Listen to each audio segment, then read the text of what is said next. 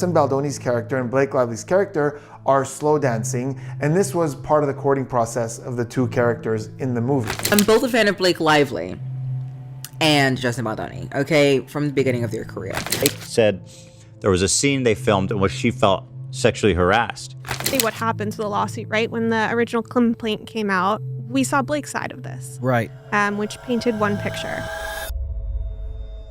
The legal feud between Justin Baldoni and Blake Lively has taken yet another explosive turn, with recent HR complaints shedding light on what many are calling Blake's team's desperate tactics. As details of the internal complaints and leaked documents emerge, the focus has shifted from the initial accusations to a battle of credibility, and it seems like Blake's strategy might be backfiring. You were a little bit skeptical. Then, when Blake dropped her suit, she had so many specific, detailed complaints of sexual harassment that occurred on set. So we obviously believe her, and we read it. And coupled with all the Yes. super cringy, like self-grandizing content. Yeah, I think that helped a lot. it did.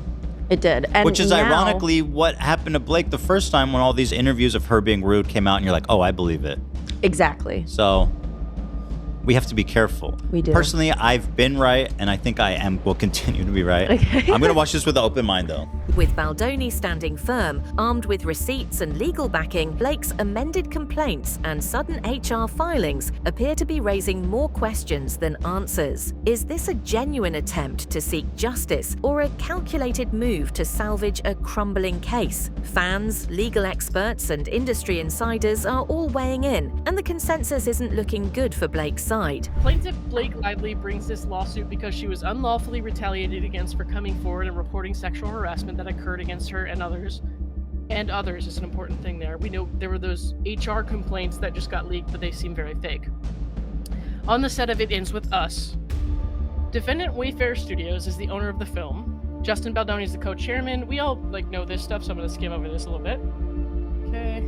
For years prior to the release of the film, Mr. Baldoni portrayed himself as a leader of the male feminist movement, writing books, hosting podcasts, and holding TED Talks on the topic. Blake's legal team made headlines when they suddenly amended the original lawsuit. While the move was presented as a necessary adjustment, many see it as a reaction to Baldoni leaking footage that contradicts her claims. The leaked clips reportedly show behind-the-scenes moments that undermine Blake's accusations of misconduct, leaving the public questioning her motives. Legal analysts argue that amending a lawsuit mid-case often signals that the initial claims couldn't hold up under scrutiny, a sign that Blake's team might be scrambling for a new angle. Justin Baldoni's character and Blake Lively's character are slow dancing, and this was part of the courting process of the two characters in the movie. And she, in her original complaint, said that he was often breaking character, and it was him who was there in that scene as Justin, not as his character Ryle, and that he was often doing things that were not part of the story or part of the script and making her uncomfortable by getting a little too intimate as himself. So now let's look at the leaked footage to see what the behaviors actually suggest. Oh, and for regular viewers of the channel, stick around till the end of the video because I have a really important announcement. But for right now, let's take it from the top. Like a couple cues of they score. Just so everyone else around us is having a moment. But is it as rambunctious as it was earlier on? No, it's never going to be because we're in slow. This is her talking as Blake, right? This is Blake giving Justin suggestions. She can't reasonably expect him to respond as Ryle, but then to be fair to her and see it from her angle, her insisting that they talk more could be her way of saying, I'm not as comfortable with intimacy in this moment. I'd rather this scene be, or at least I thought this scene was going to be more about talking and dancing. So we could see that, especially when at some point she spins and starts engaging with one of the extras. And this is something that I always look for when I'm trying to gauge stress or nervousness. And we see this in poker games a lot, or in all kinds of games of deception. 3 HR complaints have surfaced as part of Blake's defense strategy, but instead of strengthening her case, they've been met with skepticism. Critics and fans alike are calling out the timing, pointing out that these complaints emerged only after Baldoni's legal team released damning evidence. While Blake's team insists the complaints highlight a pattern of inappropriate behavior, others see them as a desperate distraction from the mounting evidence against her claims. I'm both a fan of Blake Lively and Justin Baldoni, okay, from the beginning of their career. And I found this entire lawsuit very, very interesting. And I'm learning about PR, I'm learning about filmmaking, I'm learning about so many different things. And it's a very interesting type of drama and pop culture that is helping us to expose a lot of things, right? Now, we are going to be breaking down the HR complaints, and there's 3 of them.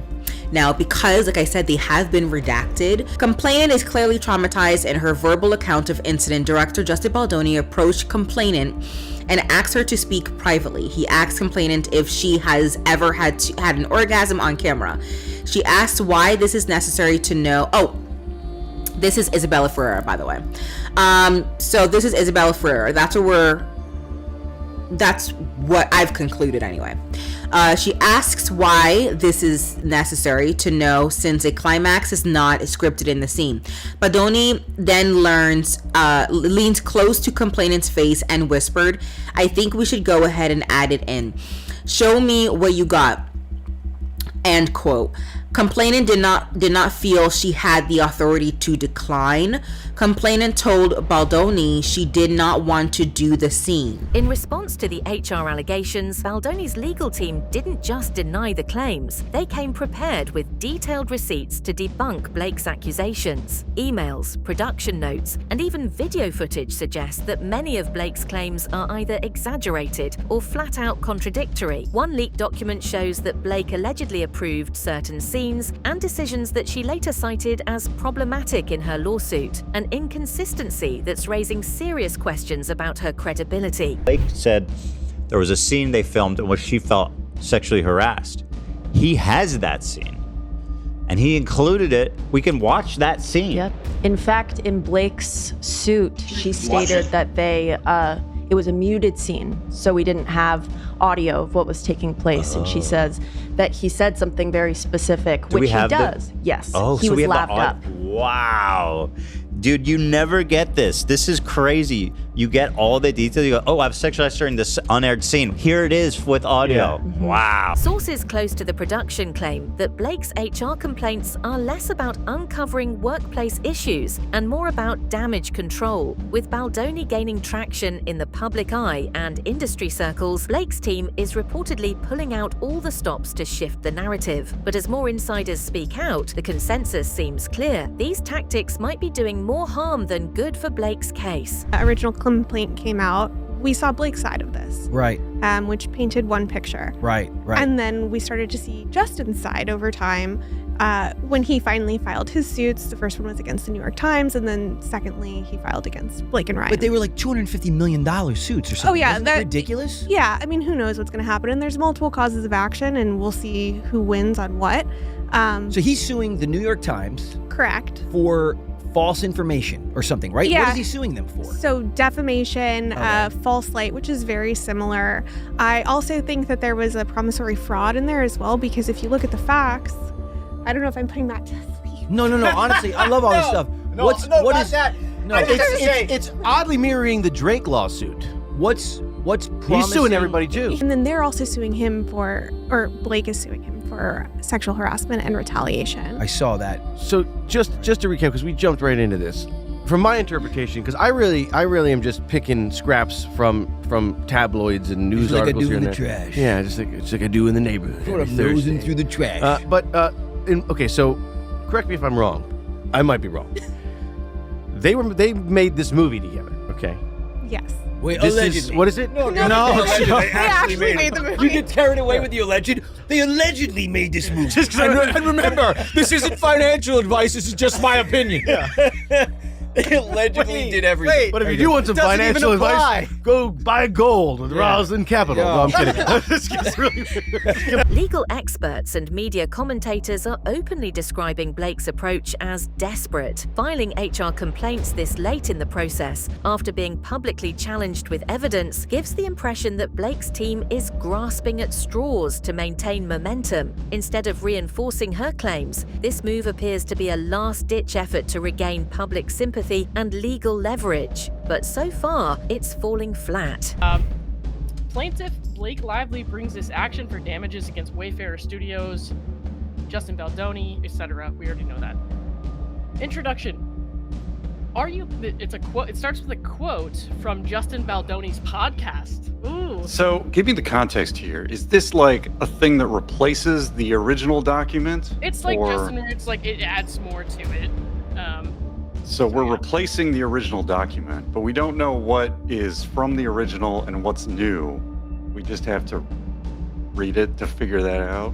Yeah, I mean, I read the first one a long time ago, but I don't want to make people wait too long. So let's read a little bit. Let's see. So this is a quote from Justin Baldoni's podcast.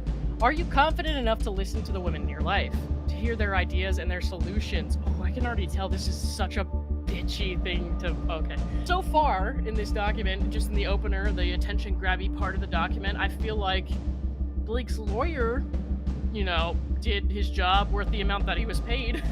But I still don't believe it because of all the stuff that's come out and because of all the contradictions in Blake's initial complaint versus Justin's. Anyways. Number 5, at his own moment of truth, when forced to confront women he had made uncomfortable on his own set, he trivialized their concerns and failed to take accountability for the effects of his behavior, whether intended or not. And when faced with the predictable consequences of having created a toxic set, Justin Baldoni's legal team escalated matters with an 86-page lawsuit detailing Blake's alleged attempts to manipulate the legal process. The extensive document outlines how Blake's team reportedly pushed false narratives while suppressing contradictory evidence. For many observers, this lawsuit paints a stark contrast between Baldoni's thorough, evidence-based approach and what they see as Blake's reactionary and inconsistent tactics. Concerning their alleged orchestration of a smear campaign targeting Blake Lively, purportedly in response to Lively's disclosure of concerns about the working environment on the set of It Ends With Us, the film.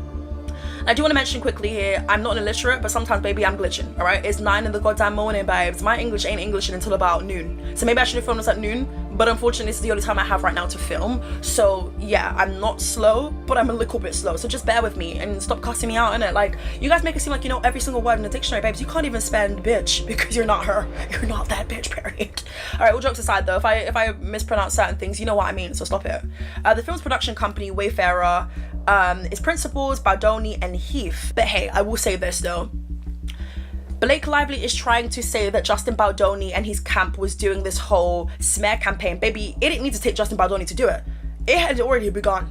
It had already begun from when you decided to promote other products and lines that you have instead of talking about a film that you chose to be a part of, right? As one of the lead actresses for the show.